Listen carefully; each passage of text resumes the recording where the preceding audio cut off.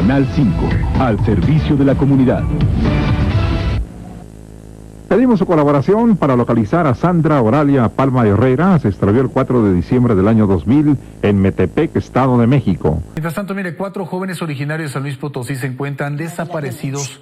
Hace 2 años, la joven Fernanda Sañudo desapareció en Ciudad Obregón, en Sonora. En Sonora existe un registro de casi 6,000 personas desaparecidas desde el 2010 al día de hoy. Se estima que actualmente existen 40,000 personas desaparecidas, más de 1,100 fosas clandestinas, alrededor de 26,000 cuerpos sin identificar en los servicios forenses. En donde el pasado 14 de julio desenterraron fragmentos óseos que tras las pruebas de ADN resultaron 99.9% compatibles con la líder del grupo. Se trataba de su hijo, Roberto Corrales Medina.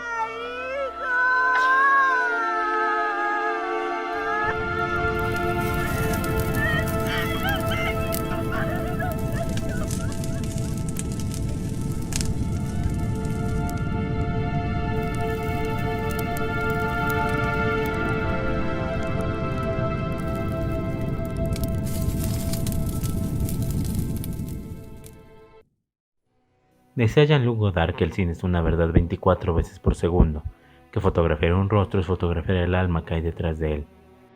¿Cuál es la cara de México? A simple vista y ojos extranjeros, México es un lugar inolvidable, lleno de riquezas naturales, una gastronomía espléndida, una cultura impaciente que rebosa de folclore y colores. Pero si acercamos la mirada al verdadero México, su cara está plasmada en una boleta donde se especifican sus características. México es la fotografía de un desaparecido. Según la Comisión Nacional de Búsqueda, la tasa de desaparecidos al comenzar el año 2021 es de 82.241 cuerpos que siguen sin ser encontrados, cifras que se pierden en el llanto de dolor de las familias y que a la Fiscalía General de la República no le importa investigar. Nosotros no los buscamos, fueron las palabras que recibió Mirna Contreras de parte de la PGR. Es por ello que fundó el grupo de búsqueda civil Las Rastreadoras del Fuerte, durante el 2014. Ante la impotencia de no saber el paradero de su hijo y ante la incompetencia de las autoridades, Mirna se embarcó en seguir las pistas para encontrar a Roberto, su hijo. Adrián González Robles, en el 2017, muestra al público una recopilación fílmica durante el tiempo que documentó al grupo. Todo comienza con la incertidumbre, con la duda, con la impotencia de ver a las autoridades no hacer nada. Es esto mismo lo que lleva a las madres de los desaparecidos mexicanos a investigar, a tratar de hacer el oficio que a las autoridades corresponde. Un viaje apenas menos duro que la respuesta que pueden encontrar. Sin señas particulares, no comienza diferente. Arranca con la incertidumbre de la verdad. Magdalena inicia un viaje hacia la búsqueda de su hijo, después de que los cuerpos de investigación le dictaran que lo diera por muerto. A pesar de intentar levantar un reporte de búsqueda, no hay delito que perseguir. Es entonces cuando Magdalena toma su propio rumbo hacia la frontera, donde confrontará al doloso perfil de México.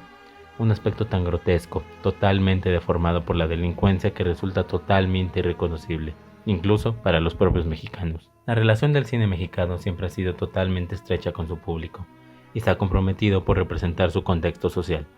Desde la filmación de las primeras películas sin sonido en México, el mensaje de las obras era un propagandismo político que sublimemente contextualizaba el poder del régimen en el que se encontraba la población y enaltecía a la máxima autoridad, Porfirio Díaz. La evolución del séptimo arte y la contextualización social se basa en 3 cosas: marginación, melancolía e insensatez política. No es coincidencia que los mismos temas tratados en las noticias sean llevados a la pantalla grande de una sala de cine, pues esa es verdaderamente nuestra realidad, la de un pueblo lleno de injusticias, destrozado y fragmentado por la delincuencia organizada, la cara viva del sufrimiento de las madres que buscan a sus hijos, las de las casas de lámina donde se encuentran las verdaderas historias de pena y dolencia. No se puede minimizar la situación dolente del México actual, tal como hacen las producciones comerciales protagonizadas por los Derbez, Chaparro y Gareda. La realidad inexistente que se apega al cine estadounidense no hace justicia a la verdadera situación política del país. No deberíamos sorprendernos del resultado de Sin Señas Particulares, película que en su primer fin de semana de estreno no llegó ni al top 10 de la taquilla.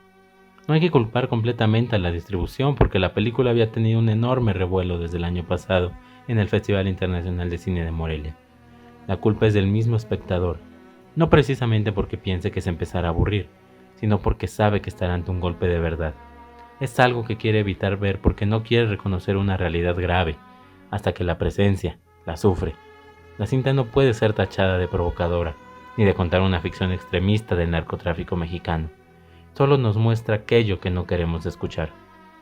Diseños particulares es una acumulación de golpes de realidad y sufrimiento, uno más fuerte que otro. Nunca me hemos visto una historia madre e hijo tan solemne, una historia de rescate que pudo haber sido basada en la vida real de alguien, o que su directora, Fernanda Valadez, hubiera utilizado testimonios de personas cercanas a los afectados.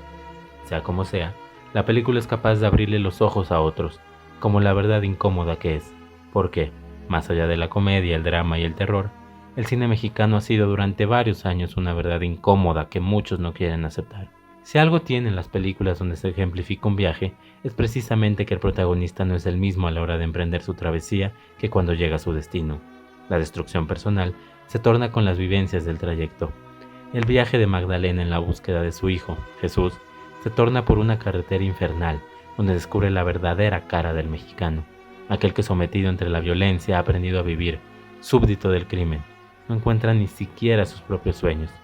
Octavio Paz mencionó que la indiferencia del mexicano ante la muerte se nutre de su indiferencia ante la vida, y si algo que se puede apreciar en la obra de Fernanda Valadez es el propio odio irracional ante una tierra donde la fotografía del mexicano no es para la portada de Forbes, sino para hacer la fotografía de un desaparecido.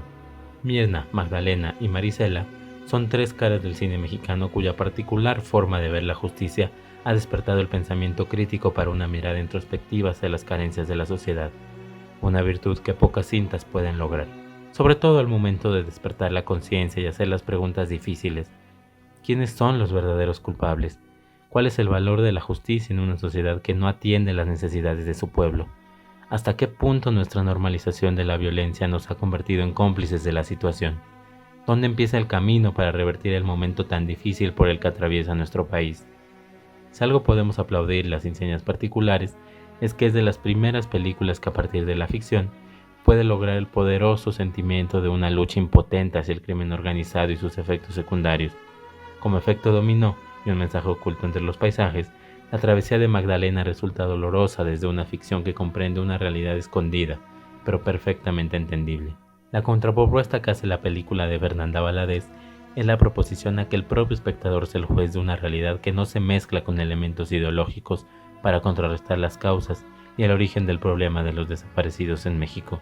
Por tomar un ejemplo, en el documental Las tres muertes de Marisela Escobedo, la conexión caso-espectador está ligado a ver la problemática desde la perspectiva que el documental impone, la sed de justicia y la falta de un cuerpo de investigación eficiente, mientras que la narrativa de Inseñas Particulares es justamente un viaje por un camino lleno de matices, un recorrido que no dogmatiza la presencia de los grupos criminales, sino invita a reflexionar, ¿por qué el pueblo de México tiene las condiciones para permitirlo?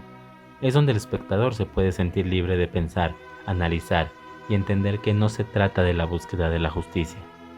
Resulta más impactante el hecho de que el espectador se encuentra ante una obra que le permite ser crítico, una obra que puede rechazar sus ideologías políticas para restablecer conceptos de moralidad y ética. Todo esto sin la ayuda de elementos visuales que aceleren el pensamiento. Solo la fortaleza del silencio, los paisajes azotados y el miedo de la población son los factores para desenvolverse. Por ello, la cinta se ha catalogado como una película con un ritmo lento, pues esa es la función cognitiva, la de una propuesta para una revolución intelectual propia. En 1950, Los Olvidados de Buñuel afirmaba en su comienzo que no estaríamos ante una película optimista, ya que, entre otras cosas, no presentaba una solución al problema. Inseñas Particulares, irónicamente, comparte muchas similitudes con la obra de Luis. El plano enfoca a los niños desolados en las colonias marginadas de la Ciudad de México. Al fondo se puede observar el desarrollo de una ciudad emergente, modernizada, que prometía el sueño de una buena vida. Contradictoriamente a Buñuel, que comienza la historia situándonos en la parte oscura de México, aquella zona marginada, privada de valores, Valadez comienza con una cara más amable de México. Será Magdalena quien se embarque en el camino para llegar a la zona donde la marginación es insolente. Magdalena y Pedro comparten similitudes, figuras de un intento de cambio, pero olvidadas por un pueblo que le ha dado la espalda. Condiciones totalmente contradictorias al progreso. Pedro intenta hacer algo después de ser testigo del homicidio que cometió el Jaibo. Amenazado y después de que todos le dieran la espalda, Pedro no encuentra ninguna solución. Resulta un chiste cruel que la justicia es inexistente para las bajas clases sociales. Víctima de su propio entorno, Pedro intenta cambiar él mismo por su cuenta, pero una vez más, la perspectiva donde se encuentra tan solo rechaza el cambio y lo planta en la marginación. Magdalena también entra en la justicia, en su propia investigación que es amenazada, rechazada y puesta a disposición de la suerte, sin encontrar una pista del paradero de Jesús. En los dos existe una propuesta de cambio, de justicia, de esperanza, pero son sus propias vidas y sus propios entornos los que le ponen el verdadero límite y lo empujan hacia un final devastador. Sin señas particulares no pretendía hacer una crítica social, sino una historia común. Dadas las condiciones donde se situaba, reunió elementos cotidianos de una realidad no tan placentera para entregar de forma cruda una visión crítica, que reafirma las carencias de una nación que da una buena cara, pero en el fondo es destructiva, sin paz, la verdadera cara del diablo, como la misma cinta lo hace llamar. Los elementos reunidos resultan elementos sin orden, pero formados de manera que el espectador pueda ser aquel que los organice, que se cuestione y analice. Valadez no presenta una crítica social a aquello que está aconteciendo, presenta los hechos irrefutables para quienes permitieron estas condiciones en primer lugar. ¡Viva México! ¡Viva México!